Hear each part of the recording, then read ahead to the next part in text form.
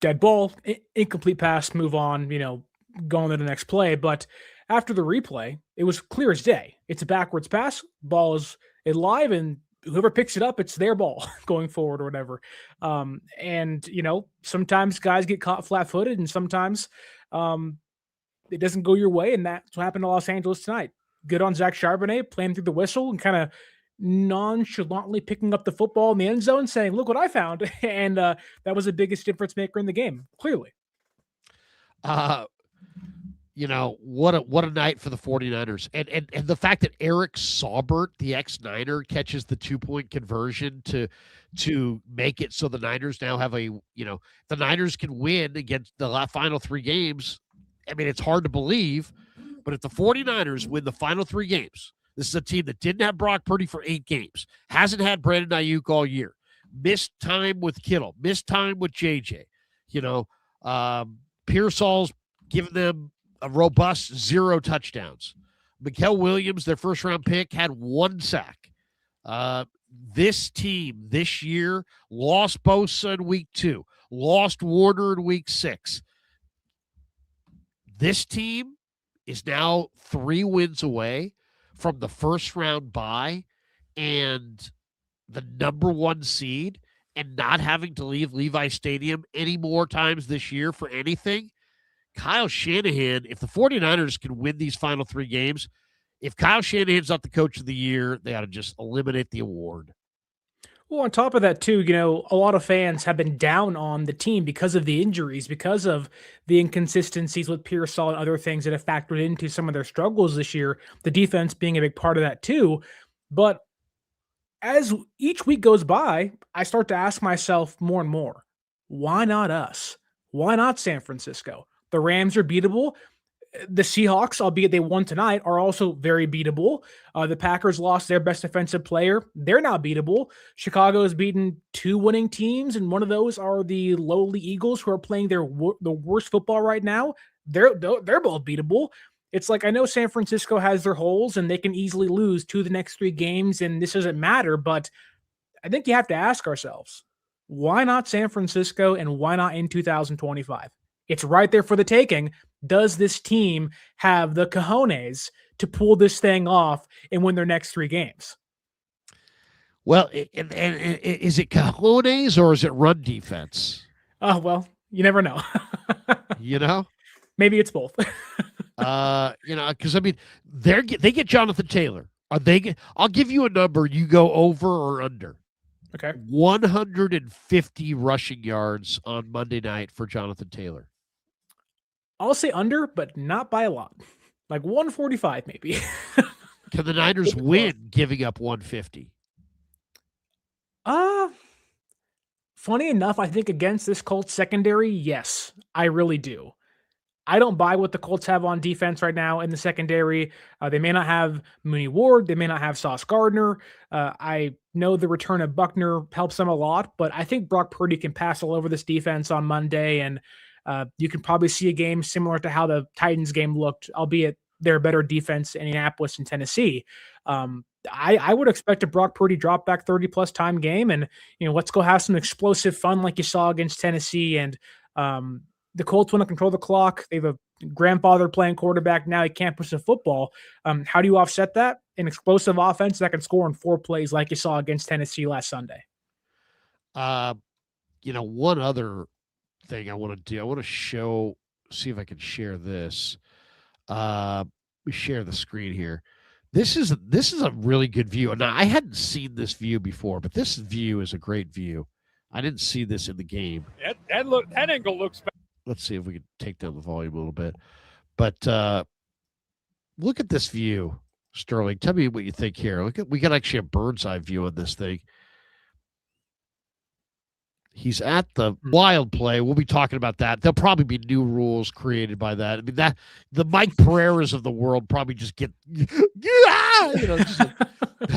could you imagine if you're like one of those rules officials guys? You're just like, whoo-hoo, it's my moment. It's my moment in the sun. It's very fitting that Puka Nacua on a live stream yesterday says the refs want to make a name for themselves. And maybe the biggest play of the game comes down to a play the refs had control of, either saying it was a fumble or a forward pass. And it's just funny. You put your foot in your mouth and sometimes it doesn't go in your favor. Eric Saubert, man, gives the Niners a chance to have win the number 1 seed. If the Niners get the number 1 seed, I said they ought to vote Eric Saubert, playoff share or something. Give him the game balls. Yeah. Unbelievable. Well, how are 49er fans feeling? Let's check the chat. But man, how do you think Niner fans are feeling watching that one? I mean, how can you not feel great, right? Here's how they're feeling after watching that one. There you go, man.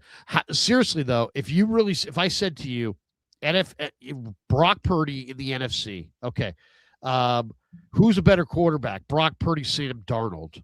I think it's Brock Purdy. Who's the better quarterback? Brock Purdy, Caleb Williams. I think it's Brock Purdy. Who's a better quarterback, Brock Purdy or Jalen Hurts? I think it's Brock Purdy. Who's a better quarterback, Brock Purdy or Baker Mayfield? Some would say Baker. I think it's Brock Purdy. Who's a better quarterback, Brock Purdy or Jordan Love? I think it's Brock Purdy. Who's a better quarterback between Brock Purdy and Jared Goff? I think it's Brock Purdy. I think the only quarterback in the NFC who's better than Brock Purdy is Matthew Stafford. And the Niners could wind up in a Super Bowl in their home stadium against Bo Nix. They could wind up in a Super Bowl in their home stadium against Drake May. They've been battling and losing to Patrick Mahomes and Andy Reid, and they could battle with, C.J. Stroud and a killer defense. It could happen. It'd be very fitting if Aaron Rodgers' last game in the NFL was him losing in the Super Bowl to San Francisco one last time in San Francisco to end it all. I give them zero shot. No, they're not making it whatsoever. But it'd be fun. It'd be really fun. All right. So I was looking for it there for a second, but my buddy Vish went on the Gold Standard and went on with stats and was like, why not this year? Why not the Niners? Why? I mean, does it start to feel like the stars are starting to align for the 49ers? Or do you not believe in that? Do you think, 49ers have a bad run defense, and here comes Jonathan Taylor, the Bears run game, and then K9 and Charbonnet. So they're either on the verge of just getting absolutely roasted, or they're going to get some guys like Kendricks and Tatum Bethune. They get some guys in the lineup, and they're going to play better defense down the stretch, and they're going to elevate. But Brock Purdy's got this offense cooking right now, and there's two ways to win. You can hold them down, or you can just outscore them. And maybe it will be a little bit of a combo. Maybe the defense won't have to be that dominant. Maybe Brock Purdy can put up 35. What do you think? Yeah, like take tonight, for example. The Seahawks defense walked in as like this vaunted 11-man unit. And it was like, how are you going to play the Seahawks? And Stafford said, I'm going to put up 30-plus points against them and throw for 500 yards, basically. It's like, not to say defense doesn't matter, because of course it does. But if your offense is as high-powered as San Francisco's can be, you can beat anybody any week.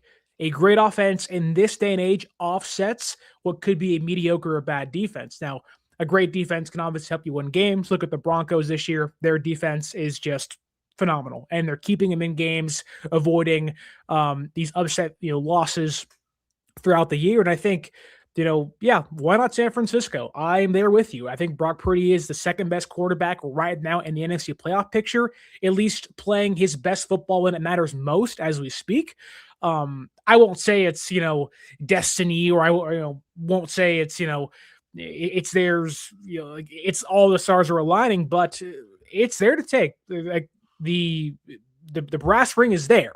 And San Francisco has an opportunity to grab it and hopefully carry themselves onto the first seed, because imagine having the first week off. The Rams play Seattle again, maybe in LA or in Seattle. Green Bay and Chicago take on each other or whatnot, and however everything works out. But you play 2 home games in the playoffs leading into the Super Bowl. people have to come to you, not just for the first 2 games, the divisional round in the conference, but the Super Bowl.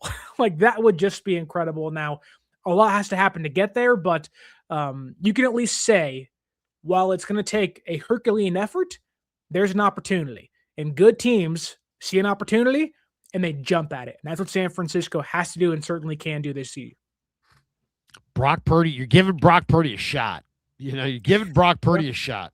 We got this one from Tommy Colby. It kind of feels like destiny. Kind of feels like destiny. Now, I know that's kind of a cheesy, corny thing, but the bottom line is, look at, we've seen it in other sports, and it's hard to picture. I'd have to go research it, but we've seen it in other sports. I think in college basketball where, a team's got a great team and then they make it to the Final Four, they get beat, but then they get a team a few years later that's not quite as good, but they win the whole thing, And I kind of get the feeling that the Niners could be like that this year. Why? One, they have the best coaching staff they have ever had here in San Francisco under Shanahan and Lynch. This is the best coaching staff, top to bottom. They've got the best special teams coach. They've got the best defensive coordinator. They've got Shanahan doing his best effort. You got a really good coordinator there in Kubiak. You've got you got some really good assistant coaches, but behind them, the Bobby T's, the Johnny Hollands, the Chris Kacericks. I mean, there's a lot of, this is the best coaching staff, top to bottom, the 49ers have had since Lynch and Shanahan took over the club. That's one. Two, it's wide open. It is absolutely wide open. The other thing I think you could make an argument. You could make an argument that the other teams in the NFC are going to be a lot more nervous than the Niners. I mean, the Niners have played in the Super Bowl and lost it. It's like, that's probably the biggest nightmare any coach or player could ever have. Shanahan and the Niners, and many of the Niners, have been through it multiple times. There's a thickness to your skin that's built up. There's a resiliency. There's a toughness. There's a whatever you want to call it. I mean, I call it thick skin. There's a resilience that builds up when you taste it and get denied. There's a hunger. I'm telling you, I'm in that room. Kittle, fun-loving guy. CMC, very easygoing dude. Trent Williams, funny guy, very funny. All these guys have a very serious look on their face. Very serious look. And Brock is leading that charge. They've tasted it. Every guy and every coach believes that they already should have had that 6th Lombardi by now. There's ahead of schedule, there's behind schedule, and there's where the Niners are. They're in almost like a redemption mode, because they know they almost got it, but they didn't. So everybody, and also they have the map. That's their real advantage on the rest, is they have the map. They've been there in the moment. Every single guy, Purdy included, has experienced Super Bowl week. He's experienced the pressure of playing in the ultimate game. When you've played in the ultimate game and lost the ultimate game and gone through that, I just think there's a toughness and resiliency that you're going to bring into games that the other teams don't have. And I think it has a little bit of a magic carpet ride. Now, it was going to be really, really hard, and it's going to be really, really hard if the Niners have to go out on the road and beat the Rams in L.A., and beat Philly in Philly, and beat the Bears at Soldier, beat Pack at Lambeau. It is going to be hard. Harder. If you could get that bye and get the week off and get the week of rest and play January football at Levi's with your crowd, man, you got a shot. You got a big shot. I'll take hungry Purdy, hungry Shanahan, hungry Saleh, hungry Lynch, hungry Niners. Even though they have failings and they're not they don't have Bosa, they don't have Warner. I'll take a hungry Niner team that can score points and is making plays on special teams. If they get home field, oh man, watch out. What do you think? I mean, would you rather? I believe the Niners can win on the road, but I think they're going to have a hard time beating the Rams, period. Anywhere. Yeah, I think Yeah, like most teams, San Francisco has their Achilles heel, right? And it's the defense. Like, this offense doesn't have many holes in it. Yes, the rushing attack isn't what it once was a couple years ago, for a lot of reasons. Now, if Pearsall's out, the wide receiver room gets a little thinner on top of that. But um, there really is only one team I'd be terrified of, and that is the Rams. But even Los Angeles, for as good as their offense is, you saw tonight how explosive they can be. Puka Nacua is probably the best receiver in football next to JSN this year, and they both faced off tonight. It was incredible to watch. But the Rams defense and their secondary can be torched through the air and beat over the top at a consistent basis. The Seahawks defense today looked like it was last year's Seahawks defense of like, what's going on out there? There's miscommunication. They weren't getting to the quarterback very often. The ball was out, not at a quick pace. Stafford held on to it, threw the ball downfield over and over again. And that was despite the Seahawks being able to stop the run. And San Francisco does have very similar makeup to LA. Now, Purdy is not Matthew Stafford, obviously, and they don't have Puka Nacua, but they have George Kittle, and they have Christian McCaffrey, and they have Juwan Jennings, who has 6 touchdowns in his last 6 games. Like, why would you not bank or bet on that team that is the best coach in the entire league, one of the best special teams groups in the entire league right now, actively helping them win games?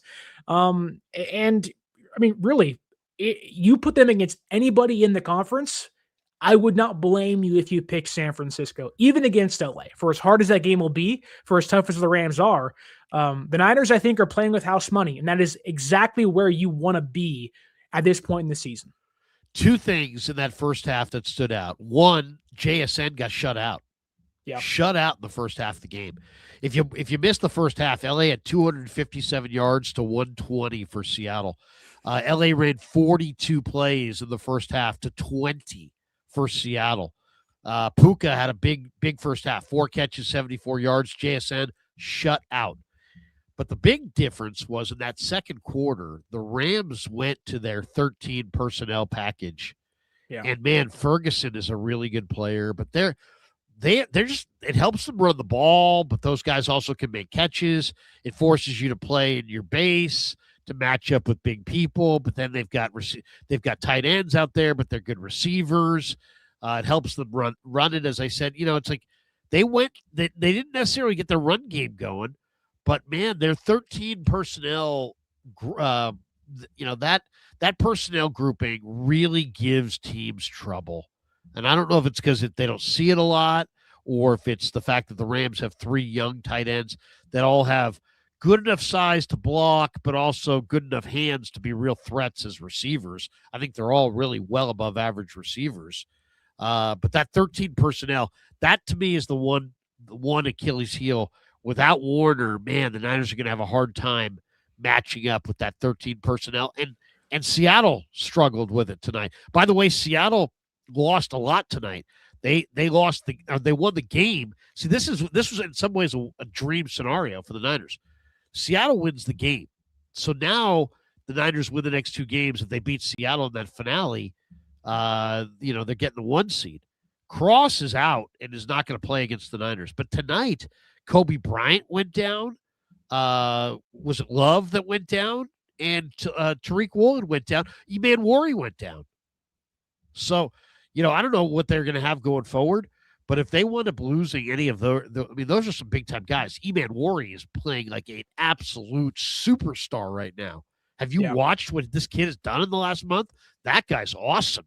So if he's slowed down, hurt, or out, that would be major, major advantage. So I'm telling you, man, things are starting. You look at the Bears, you can run the ball on the Bears. The big game is going to be this one against Indy.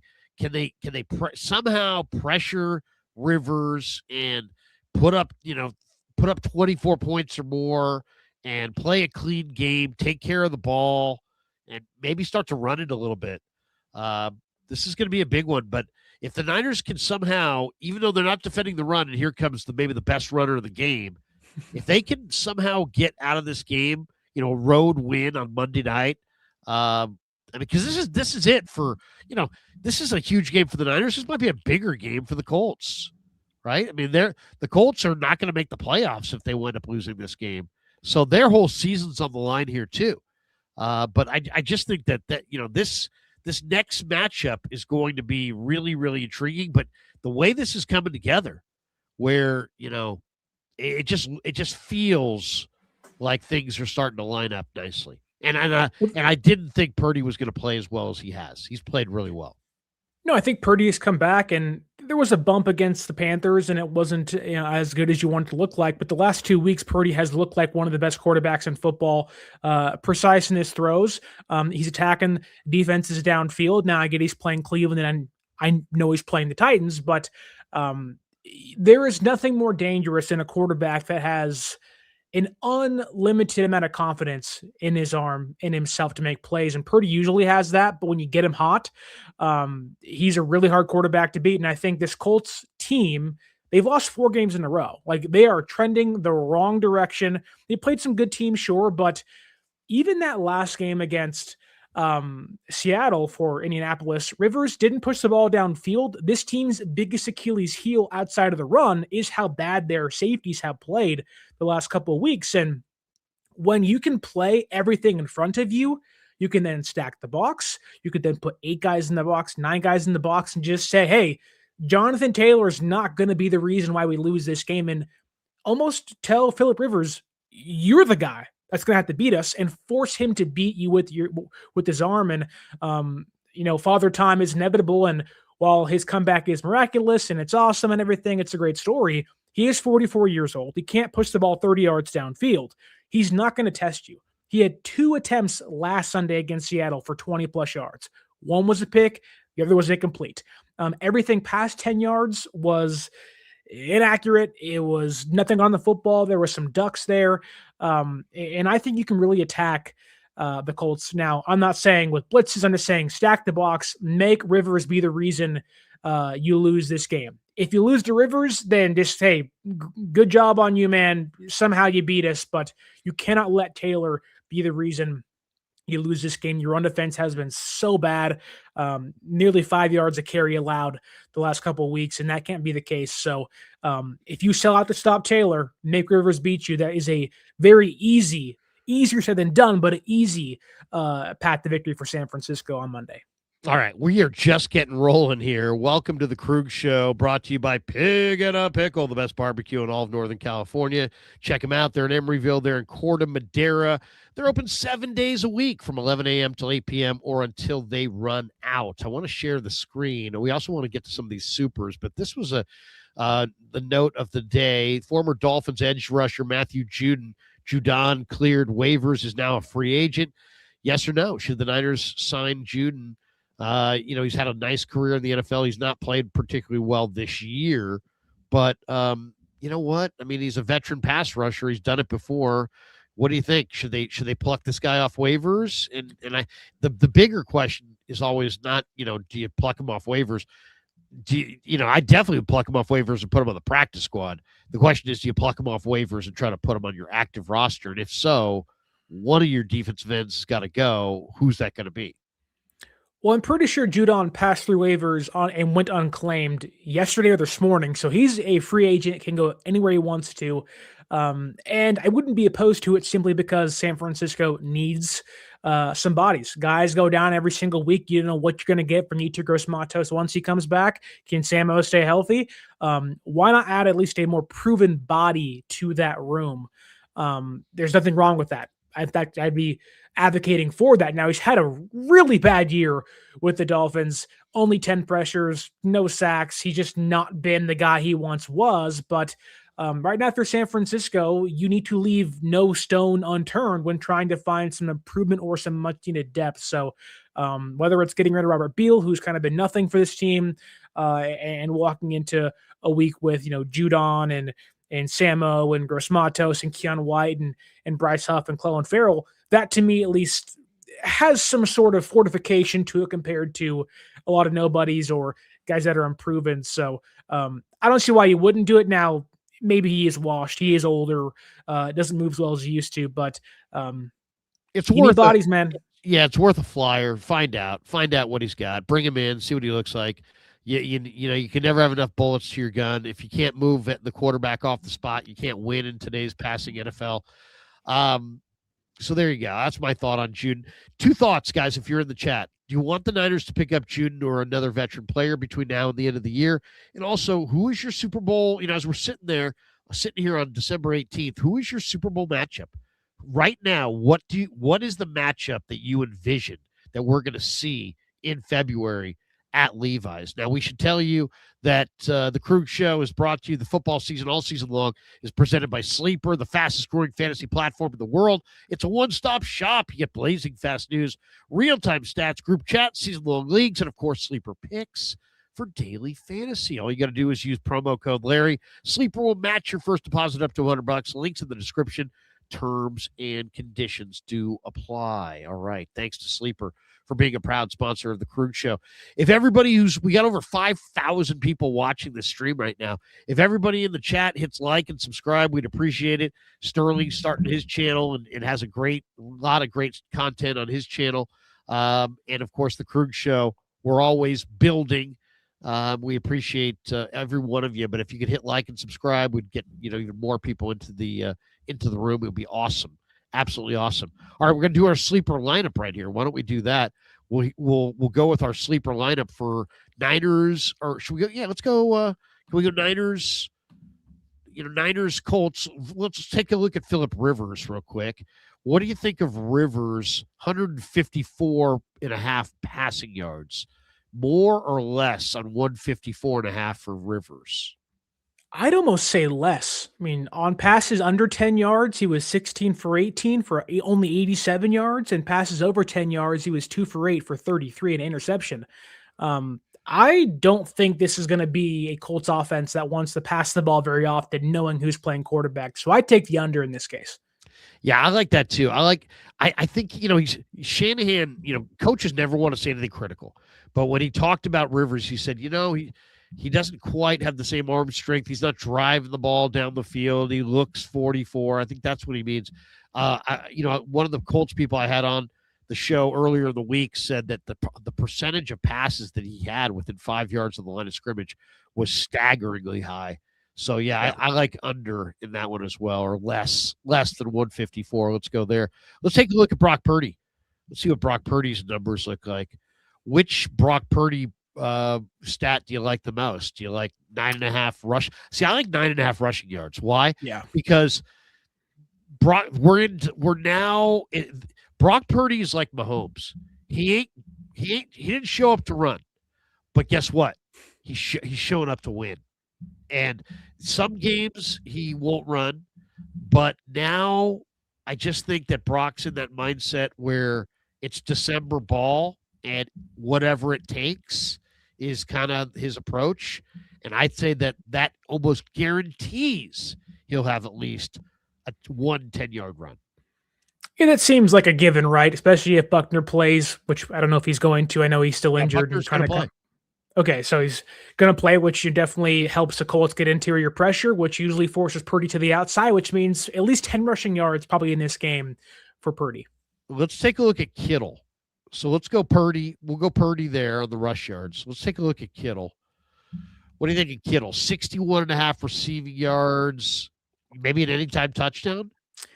Yeah, I think this will be another big George Kittle game. These Colts linebackers are some of the worst in football when it comes to covering. Zaire Franklin, I think, is the 8th worst ranked coverage linebacker in the entire league.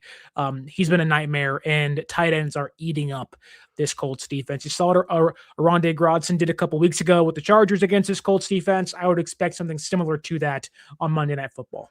Yeah. Okay. So why don't we go with let's go. You want the yards or you want the touchdown? I would say touchdown. Okay, I say touchdown too. Let's go more on half a touchdown. Eddie Pinheiro is almost for sure going to make a field goal. I mean, it's just I would. No, is he going to make 2? That's the question. Probably. Or do we go with 7.5 points? Do you think it's going to be? Do you like high scoring game or a low scoring game?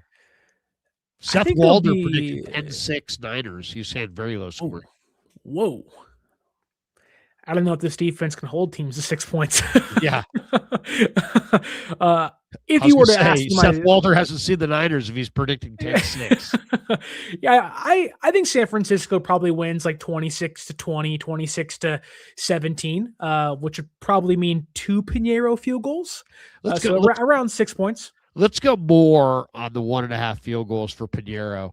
And then I need a JJ anytime touchdown. Yeah. I think JJ is going to score. He's got The 7 height touchdowns. advantage he has over Kenny Moore, who is 5'9" in the slot, and JJ is 6'3". That is if that's a matchup, the ball has to go there consistently. I got one more. Let's do one more. Give me Tyler Warren over on the total receptions. They did, Rivers, the one disappointment is they didn't really hook up with Warren. The Niners have struggled defending tight ends. All he needs is 4 catches. I think that's a lock. Give me Warren for 4 catches. Yeah, I agree. All right, so there we go. We got Rivers, less than 154 passing yards. Kittle, anytime touchdown. Pinheiro's got to make 2 field goals. JJ's got to score a touchdown. Purdy's got to have at least 10 yards rushing. And Tyler Warren's got to have 4 receptions. If all that happens, we will turn our $5 into $195.60. And also, we wanted to get somebody out of the chat as well, but I guess we didn't really do that. But we could ask for somebody out of the chat. We should tell you that if you haven't signed up for Sleeper yet, now's the perfect time. Use my code to get a free $20, no deposit required. Plus, first-time users also receive a 100% deposit match up to $100. You'll give yourself a shot to win 1,000 times your cash. Even better, anyone who trails this community-built slip gets a chance to win $100 to use on Sleeper. So just send a screenshot of your slip with these picks to hmasleeperpicks@gmail.com and include your Sleeper username in the email to enter. We're running this every week in the month of December, so don't miss out. Once again, just send a screenshot of your slip with these picks to hmasleeperpicks@gmail.com and include your Sleeper username in the email to enter. And we'll do this throughout, I guess, maybe one more week of this. Thanks to Sleeper for being a proud sponsor of the Krug Show. We love Sleeper. All right, let's hit some supers right here because we also love the audience. And there's a lot of people with a lot of interesting things in the chat tonight. So we'll roll through some supers. Then we got a couple Niner questions I want to throw your way. One on Brandon Ayuk. There was a lot of smoke around Ayuk today. All right, let's get to it. First, we've got Rory, who says Super Bowl W imminent. What does it say? A Super Bowl win imminent. Let's effing go. There you go, Rory. DeBig says, don't think Hawks were going to pull it out. Was expecting a Darnold turnover at the end. I was too. I'm like, come on, Darnold. Don't Darnold. Don't Darnold. He tried a lot tonight. He tried. He's just got that foggy look too. Stefan says, who would think Saubert catches the game winner? Oh, I know. It's beautiful. So apropos. I mean, that's why you start some of these things almost feel like it's like a script. Jack Parada, stars are aligning for the 49ers. Let's go.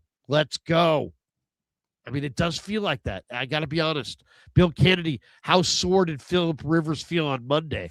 I bet you he feels sore right now. Yeah. Anybody can play one game. It's the second game that's going to be hard. T-Guns and Super Bowl at Levi's. Why not now?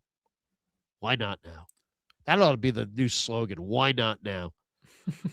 Slavic times Niner. Let's go. I like that. Looks kind of tough in that picture too. Guy with a shaved head. I'd be scared. Kind of angry. Thank you, Slavic, for the 1999. Anthony Catania's in the house. Sharp Corners, sports cards, and collectibles. Great sponsor of the show. Check them out. The great Anthony Catania is down in Pacific Grove, California, and he's a great sponsor of the show. 205 Cypress Avenue in Pacific Grove, right along the Monterey Peninsula. Anthony's at 831-521-5264, and he's a great follow on Instagram at Sharp Corners 831. He says, McVay complaining about the 2-point conversion that tied the game at 30-30. Cry me a river. Go Niners. Yes, thank you. I like that. Niner D says, Larry, last week that wasn't a touchdown, so that's karma. Exactly. That's fair. Somebody's upstairs looking out for the Niners. Tobin, exciting, but playing 2 run-heavy teams in the next 2 weeks has me worried. Hopefully we get some help of injury. Go Niners. The key guy is Tatum Bethune.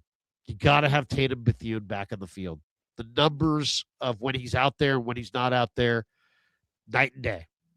When he's out there, they got a representative run D. Without him, not so much. He's got to be out there. He's got to return. He's got to return with a big performance, like 10, 12, 15 tackles. Tommy Colby, it's kind of late. It kind of feels like destiny. It kind of does. It's starting to feel like the 2010 Giants all over again. What's that? Will Fries. 2 things. After tonight, I truly believe we can take both of these teams in the playoffs. Also, this is our time. We control our destiny. Let's go take this. I like that. Fans are hyped. I'm hyped. M. Bayless says, how would the 49ers defend Puka Nacua? Very, very carefully. Yeah. He's a beast, man. He's just so strong. Yes. So strong. Just make sure Jason Pinnock is not covering him, and you may have a fighting chance.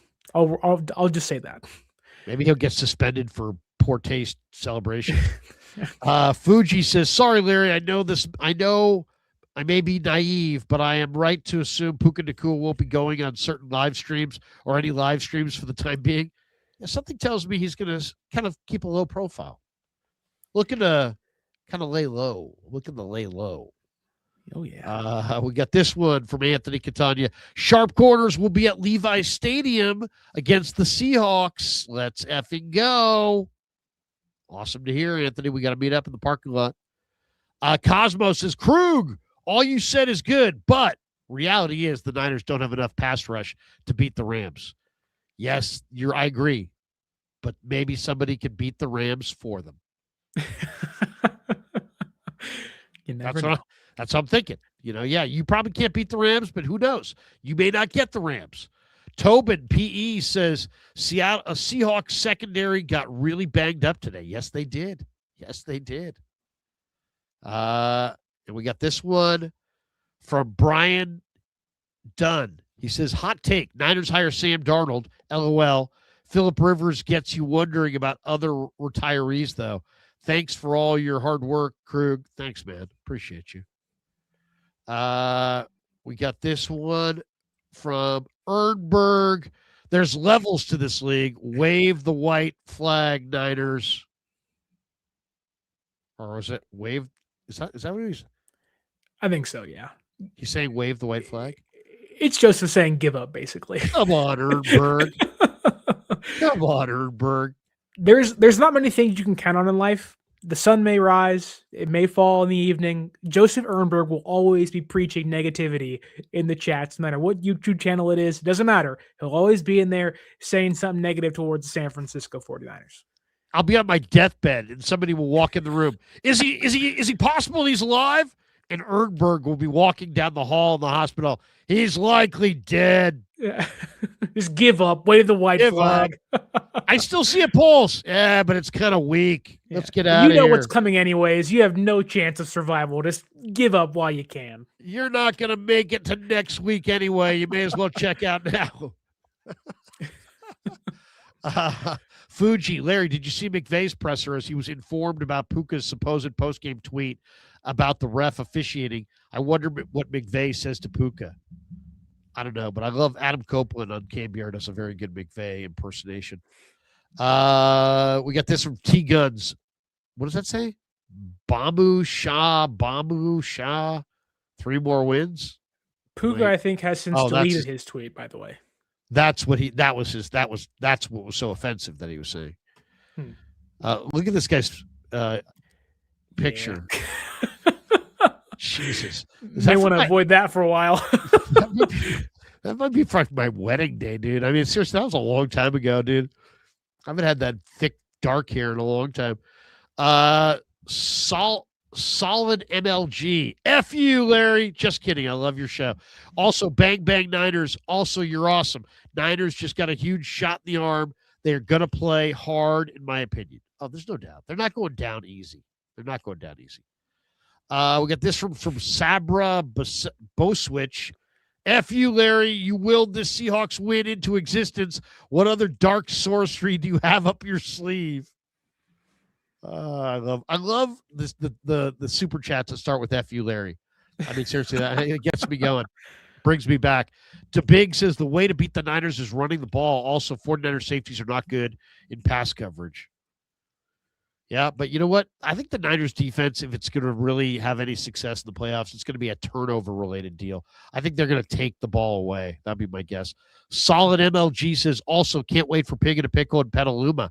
Me and my fiance are waiting. Also, have you ever tried Buster's Barbecue in Calistoga? I know no other barbecue. I know no other barbecue. I've been married to the same woman for 25 years, and I stay with the same barbecue. I don't switch. I don't switch. A creature of habit. I'm a creature of habit. Maybe it just could be that, or maybe I'm just limited. I can't take on too many concepts. Joey Mellons, yes, we picked a good night to be a Hawk fan. Seriously. Those people, by the way, are those Hawk fans at the 12s. You have a flag that flies that celebrates like the 19th most enthusiastic fan base in the NFL. I mean, they don't. It's not much of a home field advantage. Those people have lost their fastball. My God, it's like a Mariners town now. They have turned into Pete Carroll.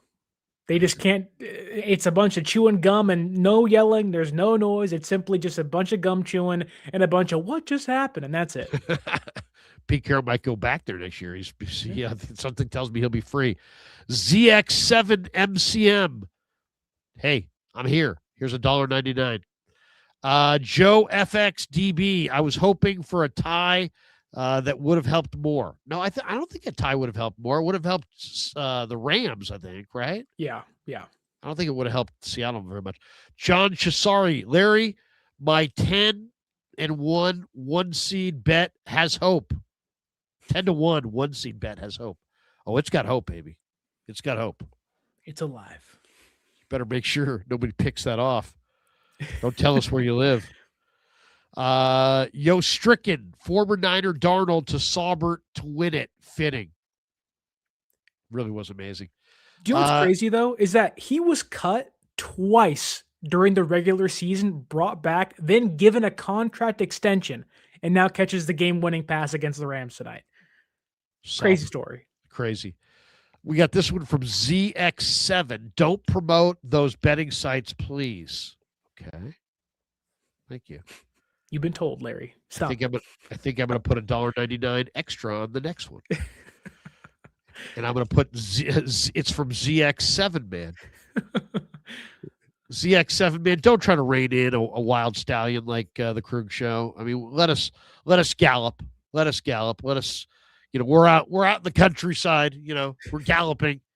Don't put a saddle on us. If a wild Larry neighs, does it actually neigh at all? I mean, you never know. I'm out on the range. I'm free. I'm easy. Don't rein me in. Please don't rein me in. Wait, hold on a second. My wife is calling. Yeah, that'll get you reined in real quick. Sure, honey.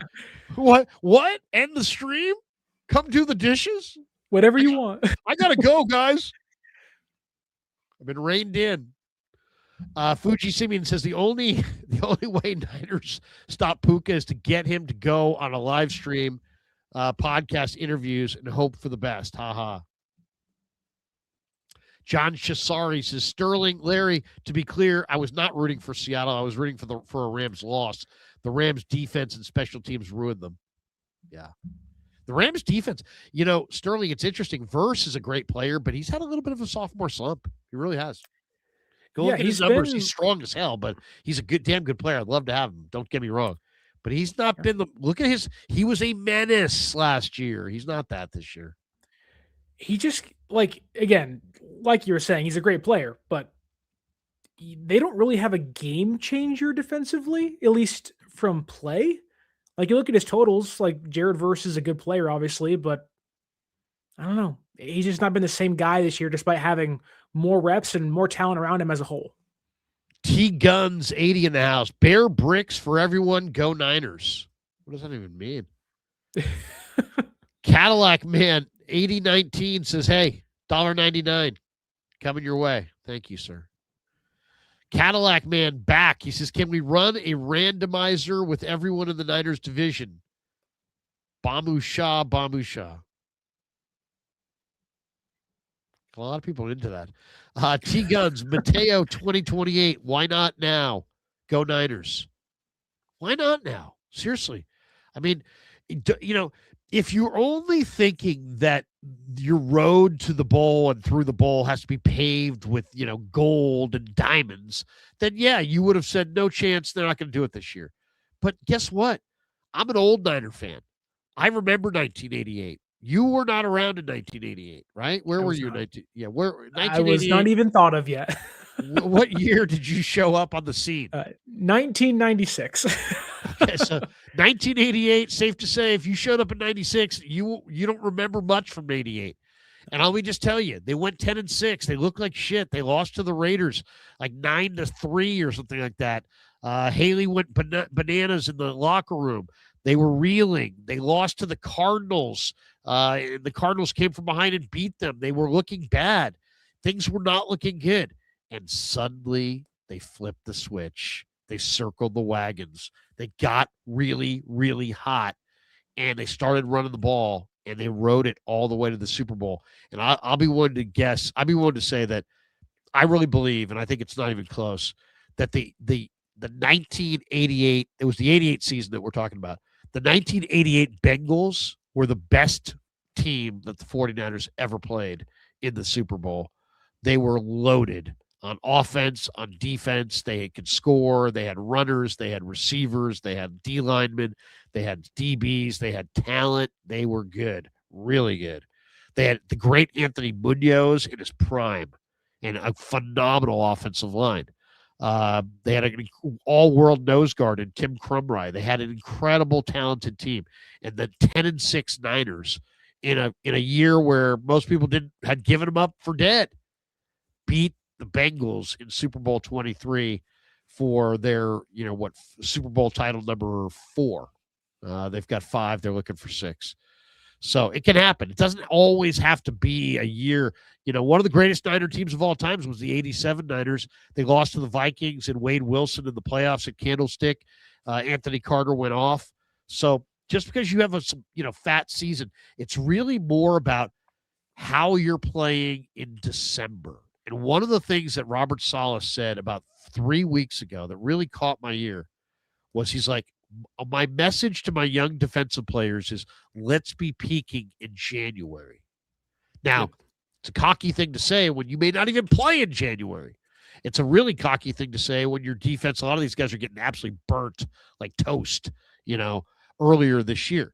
But it's a good goal, and it's like, hey, our expectation is we're going to play in January. So get ready to be playing football in January. And guess what we're seeing right now? The CJ Wests, the Alfred Collins, the arrow's pointing up. These guys are playing good ball. So maybe the young DBs, Mustafa, Brown, Stout, Lenore, maybe these guys elevate at the end of the year. I'd love to see it. We got that one, Mateo 28. Why not now? We got this one from Fuji. Puka removed his tweet for lacking of awareness. Yes, he did. He did take it down. Some of the smartest things you could ever do in this life are delete a tweet. All right, Fuji Simeon.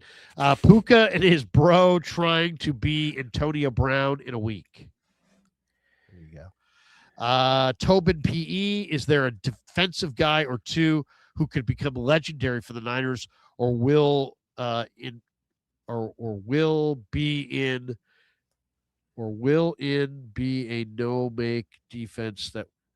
no-name defense that wins our next Super Bowl? I'm going to throw you a name. Keon White. He's physically dominant. He's getting better every week. He knows the scheme. He's in his physical prime. He's 285 pounds. He was fast and athletic. That's why he went in the second round. He's got huge talent. He was in the wrong scheme. Now he's in the right scheme. He still has the huge talent. And this guy is playing ball right now. And he is the biggest untapped talent on the 49ers that could go to the moon. And if he goes to the moon, John Lynch is going to maybe win the executive of the year. Wouldn't that be quite the turnaround? The one guy they acquire at the deadline or around the deadline, we're all picking to break out or be the one guy that makes this defense elevate. And if that one guy, the one trade they make in the middle of the season is the one that helped lifts this team and lifts this defense to new heights, wouldn't that be something? After all the complaining and at some point just justifiably so, but wouldn't that just be something of like the one move people are like, you didn't do enough. It's like, well, maybe I did. Marco Scudero. Yeah. It's Marco Scudero. It's Cody Ross. It's like, what? You got Marco Scudero? What? You got Cody Ross?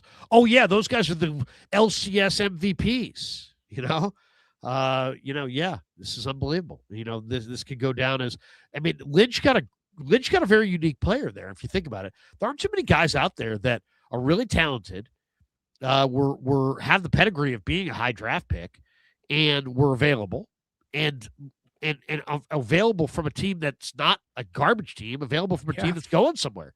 So it's like my first thought was like, if the guy was any good, why the hell would the Patriots get rid of him? But then when you really look at his game and his body and his profile as a player, you realize this is not a stand-up 3-4 outside backer. He's not. And he is not a down two-gapper defensive tackle type player. That's what New England has. New England has the old school 3-4 where the three down guys are all like nose guards and the outside linebackers are outside linebackers and drop into coverage. Well, Keon White's 285. He's not dropping into coverage, but he's a linear 285. He's a 285, but he's not a two-gapper. He's a one-gap penetrate, get up the field and go kind of a player. And now he's in a one-gap penetrate, get up and go system. And he walked into that room, Sterling, and you've been in that room. He's very, he was very quiet. He didn't talk a lot. I did the first interview I did with him. He's kind of looking around like, should I be talking at all? And I just got here. He's like really deferential. Now, though, he's sacking the quarterback. He's making plays. He's making plays against the run. The guy's having a great old time in the locker room. He's fooling around, dancing around, playing cards with guys, shooting buckets. He's having a great time. So that's my guy, man. That's the guy that I think him and Tatum Bethune, I think, have the ability to really elevate and be better than they've been thus far. And the Niners they may need that from Eric Kendricks too. Kendricks is another guy who I think is going to help before it's all said and done. Who is there a defensive player that you think you could see emerging here in December?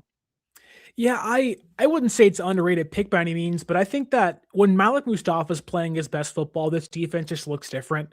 The way he attacks tight ends and running backs on the ground against the run, and the way he just flies around and makes plays. I know he wasn't good against the Titans. He was really bad, probably his worst game since coming back. But when he's on his game, this defense and this coverage and this secondary looks entirely different because they can get takeaways, they can get turnovers, and he's in kind of year 1.5 still. And I think that there's another level for him to go ending off the last month of the season. We'll get a couple more here. We got Fuji says, how do the 49er O-line hold up against Seattle's pass rush?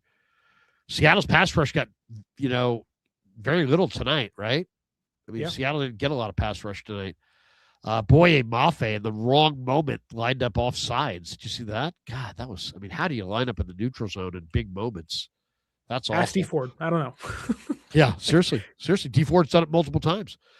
Tobin P says 49ers next Super Bowl will be the most unexpected ever. Go Niners. We got this one from T Guns. _Rob loves you, Larry. Let's effing go. 100% blind box. Not 100% sure what that means. Stefan Niners. Should I bet the Niners to win out? Yes. Don't bet money you don't have, but yeah, do it. Why not? If you lose, blame Sterling. Cadillac Man says, to Guns loves you like a fat kid loves cake. There you go. Jeff 49ers. Larry, the Rams special teams cost them 10 points in the fourth quarter today. Packers, Micah, Kraft, and Jenkins are out for the year. Seahawks, do you trust Darnold? Niners at home, Super Bowl. Do you see? People are starting to see the picture. They're starting to get the vision starting to get the vision. All right. We also have the vision, and we're going to finish strong here. We've been going for an hour and 14 minutes. As I said, lots and lots of people watching, and let me. I want to build up Sterling here. Sterling's a good guy, and he's been with me every Thursday for a few months now. And his channel is slightly smaller right now, but he started it later. Sterling, tell people if they haven't already hit like and subscribe over here. Hit like and subscribe here. And we appreciate that. But if you guys do me a favor and do Sterling a favor, and we have almost 6,000 people in the room right now watching this live stream. Probably our biggest live stream of the week coming after this incredible football game. If you guys could take a second, I really would appreciate it if you would like and subscribe over at Sterling's channel. Which Sterling is also streaming tonight. We're co-streaming this. So Sterling, tell people where they can find you, and let's get Sterling a good 100 or 200 subs tonight. I think that's the least we can do. Well, thank you, Larry, so much. But the people that are watching can find me at 49ers Access on YouTube, 49ERS ACCESS. You can also follow me on social media at the exact same thing, 49ers Access, and all the podcasting platforms. We do content just like this, reacting to and previewing games. Releasing tomorrow morning is our preview for the Colts game on Monday Night Football. Niners Colts, who gets the win. We go through every single thing, every key matchup, and against Rivers and Purdy, all that stuff. Should be a great game, and hopefully you guys can tune into that. And as always, Larry, thank you so much. Yeah, no, absolutely. You do a great job, and we love having streams with Sterling on Thursday nights, and we're here every Thursday night, usually after the Thursday nighter. Sterling and I will go live for about 90 minutes like we're doing right now. I do want to share the screen, though, and show you this, because I hit the wrong button. I think I'd been doing this before. There we go. This is one of the topics of the day, and this is Kyle Shanahan. This KMBR is tweeting this out. He said, Ayuk has been extremely distant since he got hurt. I was hoping it would happen once he got healthy, but it never happened. That being, he would get closer to the team. Anyway, this is, it's funny that people were like, well, what do you look at? He's like, I don't look at anything right now but the Colts. It's like, he goes, I haven't even thought about, he goes, not stuff I haven't thought about since July. Do you have a thought on Ayuk? I mean, the Ayuk saga. I mean, so many people have commented on it. I don't even know what to say about it at this point. I do feel like, I feel bad for Ayuk because I feel like he's getting really, really bad advice. More than anything, I just feel like, he's getting the worst advice he's ever gotten, and he's making really bad decisions, I think, but.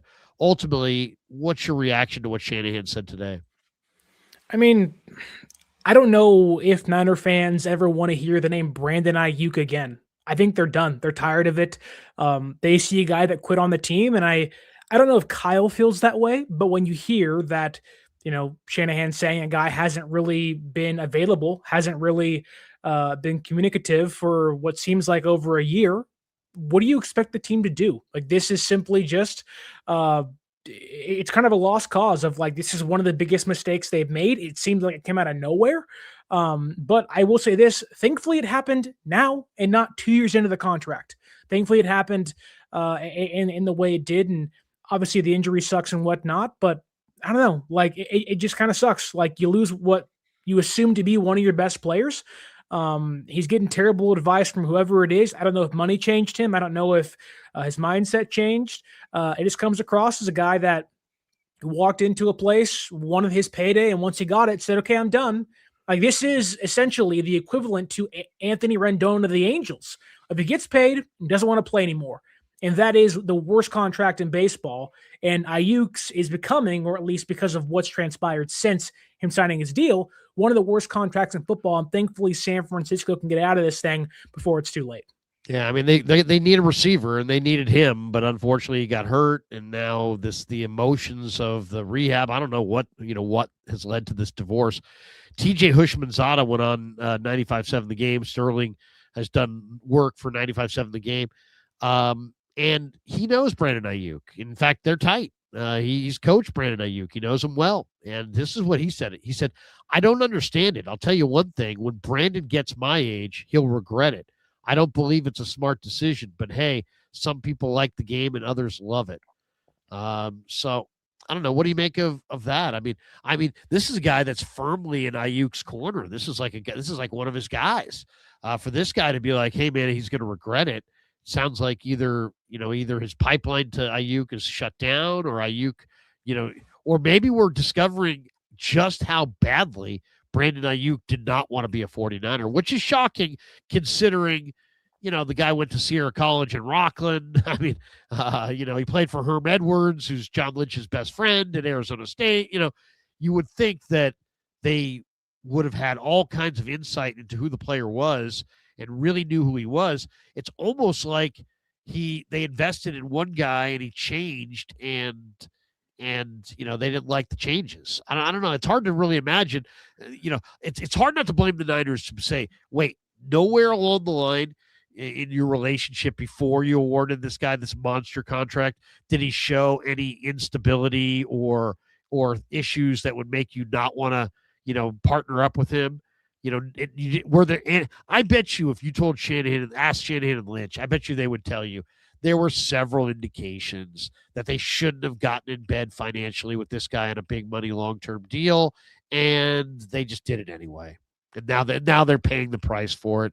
And obviously they regret it. Obviously it's going to end. And but there are a lot of people who are blaming the Niners for the crash and burn of Brandon Ayuk. And to some degree, I agree. They have to share in some of the blame of it. I mean, it's if a relationship goes bad and a couple gets divorced, you just go, oh, it's the husband. Not necessarily. It's a communication between two people, and both sides have responsibility to make sure the relationship continues and is positive for both. And it sounds like, Ayuk kind of got hurt. It's weird because football teams will intentionally isolate players who get hurt. They do not let hurt players on the field usually with the with the healthy players, or if they are, they're way separated. They're on a side field. They keep them separated. And I've always felt that it's kind of almost like a peer pressure thing. It's like, we're going to separate you from all your buddies unless you're healthy. So that's the way teams operate. This was a player choosing to separate himself from the organization. But if what Shanahan said today is accurate, Sterling, that's a pretty big revelation that they haven't really had any kind of real significant communication since he hurt himself. He hurt himself in October of last year. That's a long time to have broken communications, is it not? Well, that's the crazy thing, is because I think a lot of us, you and I included, are just trying to make sense of what went wrong. And if Ayuk didn't want to be a 49er, then why didn't you accept trades to Cleveland, to New England? If you didn't want to be in San Francisco that bad, why were you solely focused on either signing in San Francisco or going to the Pittsburgh Steelers? I get it. There's context, there's quarterbacks, coaches matter and stuff, but clearly you wanted to be a Niner enough to sign that contract. Whereas the Patriots would have given you more money to play for them, according to the reports out there. So I don't think Ayuk didn't want to be a 49er. Something I think else had to have happened. Obviously, it's speculation because he signed the deal, seemed happy to do so. And I think had he not gotten hurt, he'd still be playing for this team. I think a lot of it just came down to him getting hurt. I think he saw that as an out. And I think more things went on behind the scenes that we don't know about just yet. What sucks because, coaches and players, albeit don't talk every day, you don't go over a year and not talk to your head coach, your boss, your manager, whoever it is.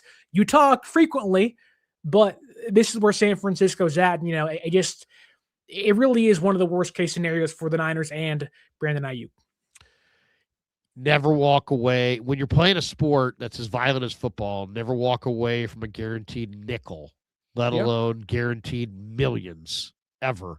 Here's Shanahan today. He was asked about Ayuk down in Santa Clara. I was there. Here it is. Wait a second. Might as well turn the volume up. Be better. It's a better soundbite when you put the volume up. Question. I mean, it seems quite clear. We don't know exactly all all the details, obviously, but it seems clear that he played a role in getting it to this point where he's no longer with the team. Do you look back, whether personally or just organizationally, and like since the time he signed that extension, have any regrets or like maybe we could have done this or done that or handled this better? I mean, didn't get to hang out around Ayuk much since he tore his ACL in week 7, I think, versus Kansas City. So he's been trying to get him back to our team really since then and haven't been able to pull that off. So haven't totally had the opportunity to get him part of our team. He's been extremely distant since he got hurt and was hoping it would happen once he got healthy, but never happened. You know, I mean, I don't look at anything right now but our football team, playing the Colts, what we have going now, not stuff that I haven't thought about since July. There was that period where he was on the field for training camp and before games. It looked like he was wanting to be here, but was there more going on behind the scenes that we didn't understand? I think obviously. The last one, it was like kind of cold, man. But Well, Grant, that's I what's love Grant. confusing. Grant will ask a good question, man. Grant will, he doesn't sit there and quiver in his boots. He'll ask a good question. But yeah, Shanahan sometimes will give him the one word disdain answer. Yeah, obviously. It's like, I don't know. What do you get out of what are you getting out of that soundbite? Well, like, I just think about it, from a timeline perspective. Ayuk is out there week 2 of the preseason, running reps, running routes with Brock Purdy before the game, at Allegiant Stadium, getting recorded by fans and looking like he's maybe not nearing a return, but getting healthier. It's like at some point the severing began. And he was present during training camp for a lot of it, albeit not actually practicing, but on the sideline doing ghost reps and whatnot. Like, he was at the building, at the facility, all the way up until week 2 of the NFL season. And that's when he went AWOL. So it's like something had to have happened in between there. And I think, whether it is from a personnel standpoint or, whether it's his relationship with Kyle and John or whatever, but like something seemingly cracked in their relationship. And Ayuk just said, see you later. Like, when you're willingly going to walk away from not just, $5 million, like tens, 30, 40, $50 million on your contract, that to me tells me he didn't just all of a sudden, lose his mind. Something built up to that. And whether it's San Francisco's fault, Ayuk's fault, both their fault, I'm sure it's somewhere in between. But I don't know, man. I'm at the point where it's like, goodbye. See you later. We'll figure out what happened eventually, I'm sure. But it's just, I don't know. It just kind of sucks. Yeah, I mean, I think the moral of the story is there's a lot of receivers out there. Unless you got a really special guy who, when I say special, he has to be physically special and he has to be competitively special. And, or he's got to be production wise special. And that's like what JJ is. Like, watching this season unfold, I'd be more apt to get down the road on a 2-year, $35 million extension for JJ, and see if I can find some young receivers to go with him. That's what I would look for. I mean, it's unfortunate. It's unfortunate. It just really, there was plenty of opportunity for this guy, but he also may have gotten a bad vibe. It's like in the NFL when you get hurt and all of a sudden it's like there's maybe people in the building that didn't want to pay you and now you're hurt and it's like you're feeling the scorn of the rejection of your injury and the doubt and all that, and maybe he's feeling vibes from them like they didn't want him around, and that can be deeply personal as well, especially when your body is your livelihood. So we don't know. We don't know. I don't want to judge this one way or another because it's easy to be like, he's an idiot, get him out of here, like crackpot. It's like it's easy to just side with the team because we're fans of the team and we want to see the team do well, and obviously he can't help the team anymore. But we don't. I think if we're being really, truthful with ourselves, we just don't know. It's don't. My dad used to say to me, don't personalize business disputes and don't put yourself in other people's disputes and try to decide like who's in the right and who's in the wrong.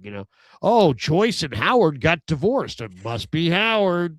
He's all. We don't know. You just don't know. You just don't know. You don't know who's the instigator, who wants to go along to get along, and who wants to get out of the relationship.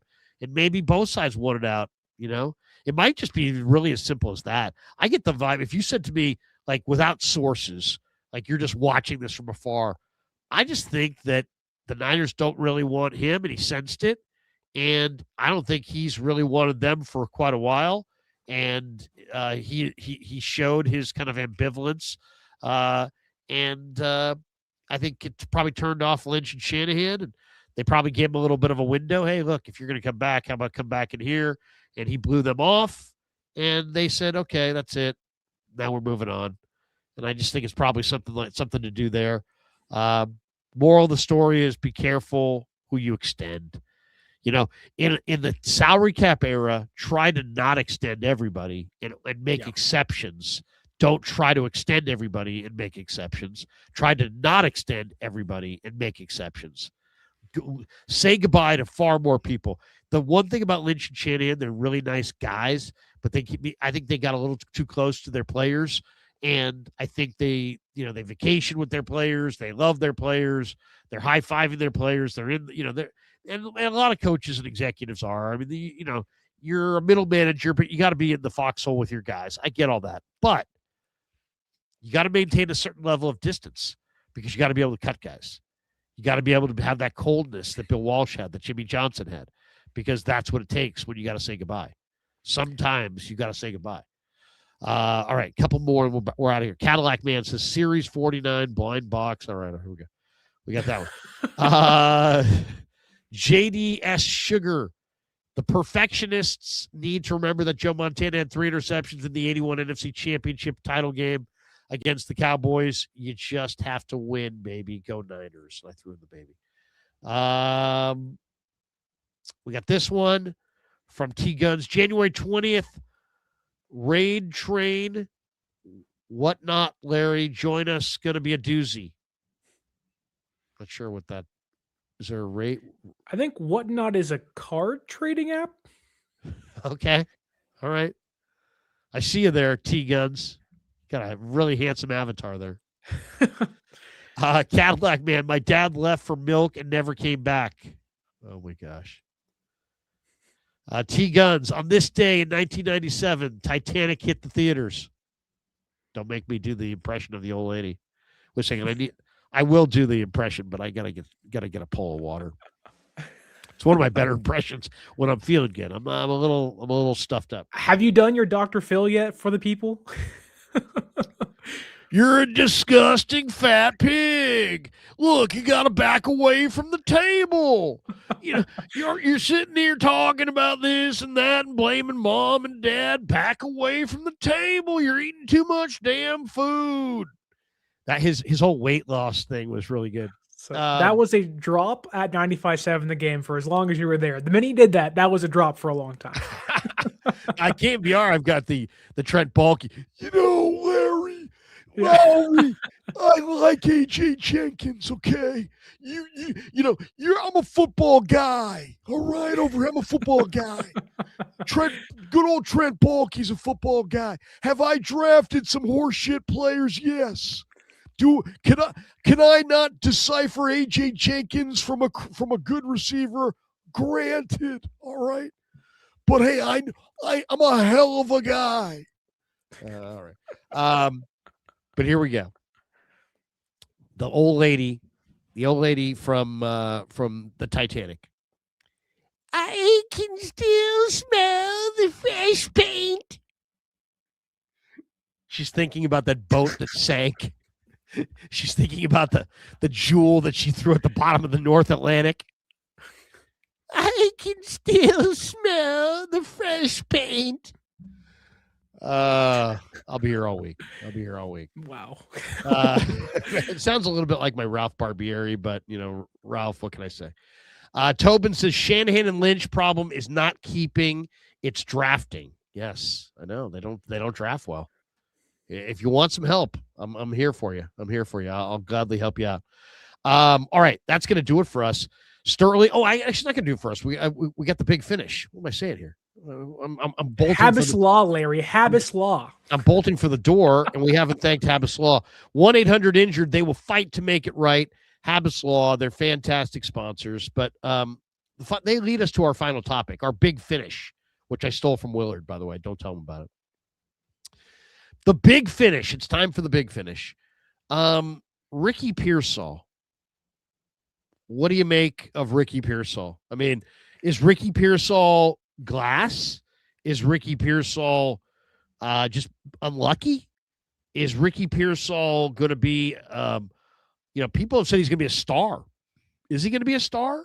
Is he going to be a starter? Is he, the Niners have to have, like, you tell me, what do the Niners have to win this thing? They got to have Brock Purdy play well. They got to have their special teams unit continue to play well. They got to have a couple guys on their defense, come of age. Keon White, Cleve Farrell, Tatum Bethune, Upton Stout, whoever. Somebody's going to have to elevate. Somebody's going to have to play better. They're not good right now. They're going to have to play better. Okay, so somebody's going to have to elevate on defense. Purdy's going to have to play his butt off. Shanahan's going to have to coach his butt off. Niners are going to have to take care of the football.